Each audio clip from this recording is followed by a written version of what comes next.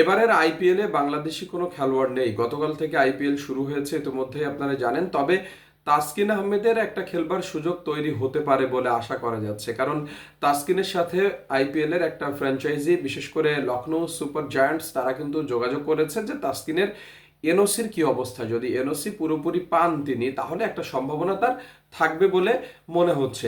বিগত বছরগুলোতেও তার সাথে যোগাযোগ করা হলেও তিনি কিন্তু খেলতে পারেননি, কারণ এনওসি ঘটিত কারণে তাকে বাংলাদেশ ক্রিকেট বোর্ড থেকে এনওসি দেওয়া হতো না। তো এবার দেখা যাক একটু লখনৌ সুপার জায়ান্টসের বোলিং অবস্থাটা কি, ফাস্ট বোলারদের অপশনটা কেমন রয়েছে। বিশেষ করে মায়াঙ্ক যাদব, আভেশ খান এবং মহসিন খান, তারা কিন্তু ইনজুরিতে আগেই পড়ে গেছেন, এবং আকাশদীপ ইনজুরিতে আছেন বা ইনজুরি সংখ্যা তার রয়েছে। এই বিষয়গুলো নিশ্চিত, এই চারজন। এরপর আপনি যদি বলেন বিদেশি কোটায় কারা খেলছেন, সেখানে শামার জোসেফ তুলনামূলক অনভিজ্ঞ একজন খেলোয়াড়, এবং মিচেল মার্শের ক্ষেত্রে তিনি ব্যাট করতে পারবেন, শুধুমাত্র বল করতে পারবেন না, এটুকু নিশ্চিত, এবং এই এনওসি তিনি পেয়েছেন। তবে দেশীয়দের মধ্যে শার্দুল ঠাকুর এবং শিবম মাভি, তাদেরকে নেওয়া হয়েছে আনঅফিসিয়ালি, তারা ক্যাম্পে যোগ দিয়েছেন বলে জানা গেছে। এখন এই আলোচনায় দেখা যায় যে লখনৌ সুপার জায়ান্টসের এই মুহূর্তে দলে কিন্তু ফাস্ট বোলারের অপশনটা খুব কম, এবং যেহেতু 10 দলের খেলা, এখানে কিন্তু বিদেশি বলতে বাংলাদেশিদেরকেও এখন কনসিডার করতে হবে, কারণ পাকিস্তানি খেলোয়াড়রা সেখানে খেলতে পারছেন না।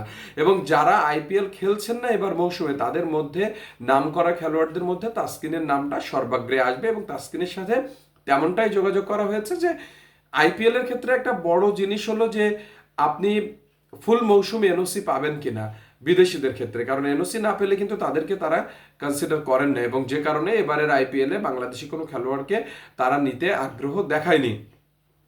তাসকিনের এনওসির ব্যাপারে বাংলাদেশ ক্রিকেট বোর্ড কি ভাবছে আসলে?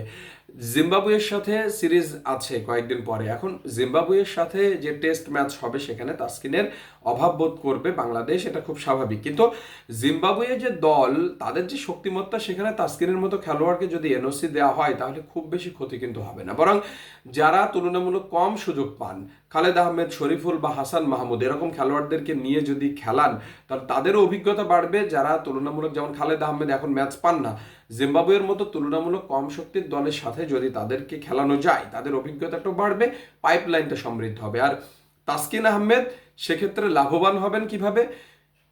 আইপিএলে যখন খেলা হয়, তখন এত বড় মঞ্চে ড্রেসিং রুম শেয়ারিং, নতুন নতুন অভিজ্ঞতা তারা অর্জন করেন, এবং ভালো ভালো বলেও কিন্তু আইপিএলে 4-6 আমরা দেখেছি, এবং চার্জে যান ব্যাটাররা।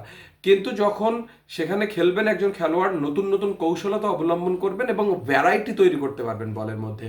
তো এই বিষয়গুলো চিন্তা করলে একটা বিষয় বলা যায় যে তাসকিন এবার যদি আইপিএলে খেলেন, তাহলে সাবকন্টিনেন্টে, বিশেষ করে বাংলাদেশের এই পোর্শনটাতে কিন্তু আইপিএলের জনপ্রিয়তা বাড়বে। গতকালকে আইপিএল খেলা শুরু হলেও এখনো পর্যন্ত বাংলাদেশিদের মধ্যে ওই ক্রেজ তৈরি হয়নি। হয়তোবা এবার অনেকগুলো ম্যাচ হবে, যে কারণে শুরুর দিকে সেই ক্রেজটা নেই। তবে একটা ব্যাপার বলা যায়, বাংলাদেশি কোনো খেলোয়াড় যদি থাকতো, তাহলে সেই ক্রেজটা কিন্তু তৈরি হতো, এবং বাংলাদেশিদের মধ্যে একটা উৎসাহ উদ্দীপনা বিরাজ করতো। তো দেখা যাক তাসকিন আহমেদ এবার সুযোগ পান কিনা। হয়তো খুব দ্রুত সময়ের মধ্যে আমরা জানতে পারবো যে তাসকিন খেলতে যাবেন কি যাবেন না। এদিকে সাকিবের কথা হচ্ছে, তার সাথেও নাকি যোগাযোগ করা হয়েছে। তো এই বিষয়টা নিয়ে আপনাদেরকে জানানো ছিল। ইউটিউবে অবশ্যই এই ভিডিওটি দেয়া থাকবে, আপনারা সেখানেও দেখতে পারবেন, এবং ইউটিউবে যদি সাবস্ক্রাইব করে আমার সঙ্গে থাকেন, তাহলে অবশ্যই খুশি হব আপনাদের।